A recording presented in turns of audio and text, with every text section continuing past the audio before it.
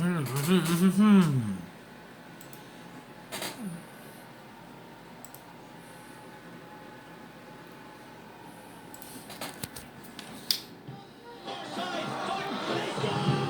now for the KNBR 1050 Sharks Feeding Frenzy with Ryan COVAY.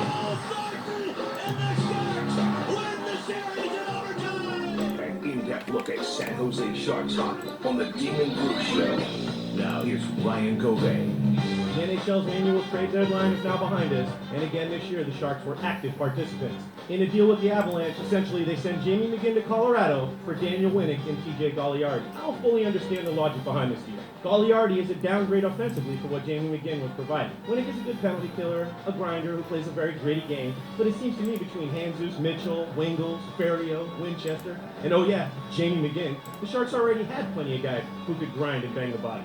And McGinn is having far away his best year in the NHL on both ends of the rink, and I looked at him as a possible wild card factor in the playoffs.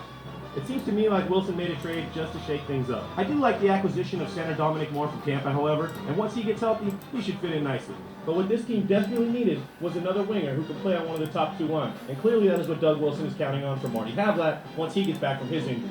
The Sharks return home tonight after a disastrous 9-game road trip in which they received only 5 of a possible 18 points. They're 1-6 in their past 7 and may have hit rock bottom in their last game.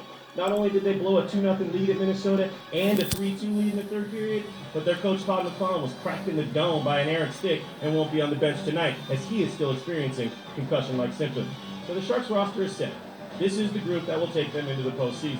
Where the Sharks have been faltering lately is on defense and in the net. At this point, neither goalie inspires much confidence. Antti Niemi is in his worst stretch as a Shark, and Thomas Greiss hasn't exactly seized the opportunity. They will now use this homestand to get healthy, hopefully get back on track, and back on top of the Pacific Division.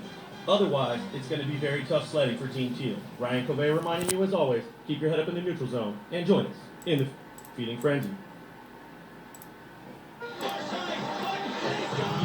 Time now for the KNBR 1050 Sharks Feeding Frenzy with Ryan COVAY.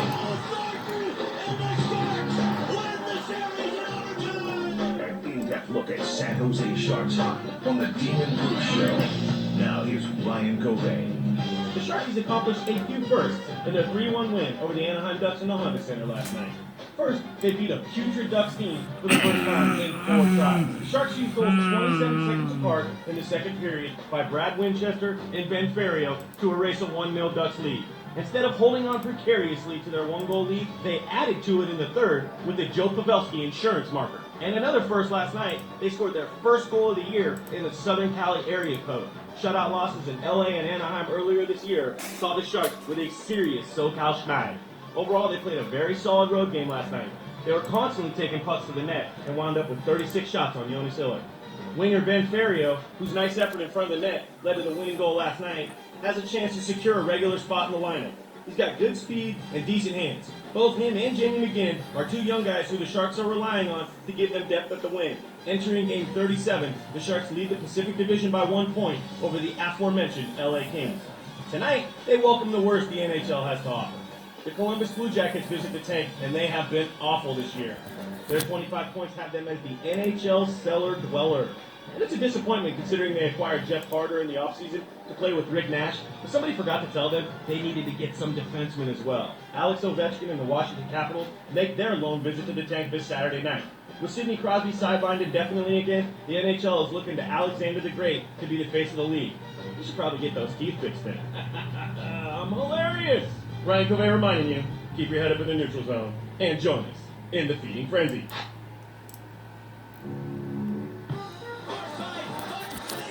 Now for the KNBR 1050 Sharks Feeding Frenzy with Ryan COVAY.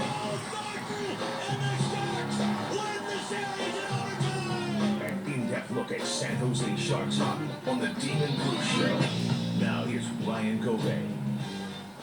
The San Jose Sharks are a beleaguered bunch these days. After blowing a 2-1 lead in the third period for a second straight game, they lost to Colorado 4-3 in a shootout on Monday night. This team has got some problems. The Sharkies have only 2 wins in their past 9 outings. Why? For starters, they aren't getting nearly enough offense. In the past 10 games, they've scored only 21 goals as a group. Martin Havlat, 1 goal on the year. Ryan Clough has only 6 goals in 28 games. Joe Thornton, 5 goals in 28 games. I realize Jumbo is a setup man, but he's also only got 19 assists, far below his per-game average as a Shark. On defense, they're good, not great. Colin White looks like he's skating with ankle weights. I'm just not sure he can keep up. Guys like Jim Vandermeer, Brent Burns, Douglas Murray, they haven't been that big physical presence that Coach McClellan desperately needs. Dan Boyle had a nice strong outing in Colorado, picking up his second goal of the year, and also had the nice primary assist on Jamie McGinn's goal. But overall, the year's been a disappointment for Boyle. The one guy who has been doing some big things is Jamie McGinn. The young winger impressed the team in 2009 as a rookie, scoring 10 goals in 59 games and showing a willingness to go to those tough areas. He did regress last year, however, scoring only once in 49 games. GM Doug Wilson believes in this kid and hopes he can be the guy to fill that third-line left-wing role. McGinn has really come on lately with 5 goals and an assist in his past 7 games. Can you say lone bright spot? So now the Sharks are back home to take on the Avalanche again tonight. This team has taken a very similar path to the 2010 Sharks, where they dallied through the first 2/3 of the regular season, only to turn it on later in the year. That's fine and dandy if you can pull it off, but right now, this team has some real issues. Puck drops tonight from the tank at 7:30. I'm Ryan COVAY reminding you, keep your head up in the neutral zone and join in the feeding frenzy.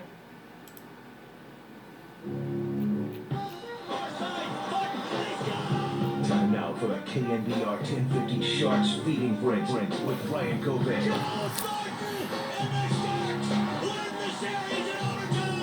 An in-depth look at San Jose Sharks hockey on the Demon Bruce Show. Now here's Ryan COVAY. San Jose Sharks bounced back from their OT loss to Nashville with the 4-2 win last night over the struggling LA Kings, who have now lost 5 straight. The Sharks finally found some consistency last night and played their most complete game of the year. Captain Joe Thornton brought his A game to the Shark tank last night. He was a huge factor at both ends of the ice all game long. He scored the game-tying goal in the second period after the Sharks had fallen behind 1-0. Less than a minute later, Dan Boyle found a streaking Patrick Marleau who tipped home the pass on a nice individual effort. Marleau used his combination of size and speed to power through the neutral zone, and that extra effort was the catalyst for the goal. And speaking of Boyle, he finally got his first goal of the year on a 5-on-3 power play. When this power play is clicking, it is truly a sight to behold, and they definitely had it working last night. Speaking of last night, the 3 highest paid Sharks, Boyle, Marleau, and Thornton, were also the top 3 stars of the game. Coach McClellan has stressed this team is only going as far as his leaders will take them, and last night they certainly delivered. One main area of concern for the Sharks is their poorest penalty kill. Both Kings goals were scored with the man advantage last night, and overall the Sharks have allowed at least 1 power play goal in 6 of the last 7 games. The only game they didn't concede a power play tally was against the Penguins, who never had the man advantage. And this problem has plagued the Sharks since last year, and it hasn't gotten much better so far this season. Sure, there's an expected feeling out period as they implement the new players, but this is a veteran group, and they understand what kind of effort is required to have consistent success on the penalty kill. Overall, though, the team is in a good position. The Sharks have now gotten 5 out of a possible 6 points on the homestand, and they have 17 points overall. They now trail the Pacific Division leading Dallas Stars by only 3 points, and they're slowly creeping up the standings. Next up for the Sharks, it's nostalgia night at the tank as the Minnesota Wild are in town. They're going to welcome back forwards Devin Setoguchi and Danny Heatley, who were traded to Minnesota in the offseason in separate deals. For Sharks newcomers, Brent Burns and Martin Havlat, this will be their first game against their former team. It should be a real fun night at the tank. I'm Ryan COVAY reminding you, as always, keep your head up in the neutral zone.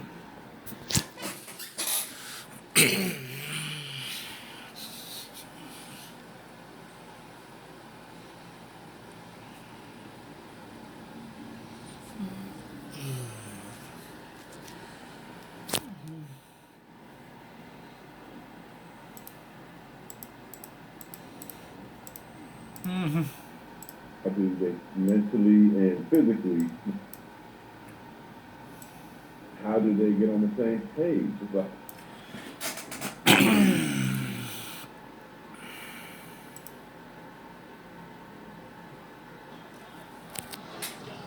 Time now for the KNBR 1050 Sharks Feeding Frenzy with Ryan COVAY. An in-depth look at San Jose Sharks hockey on the Demon Bruce Show. Now here's...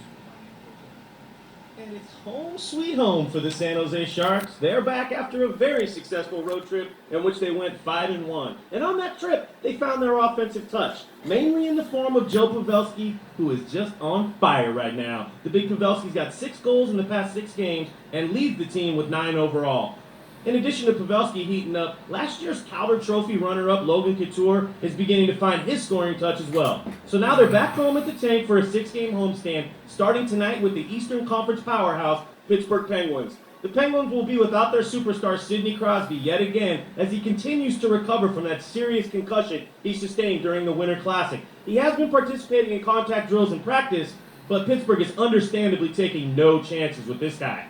The Sharks used their 6-game road trip to get their focus back and begin to come together as a team. Now they've done that, and it's just about playing better at home. They lost 2 straight on home ice before heading out on that road trip. It's time to accumulate some points in that very difficult Western Conference.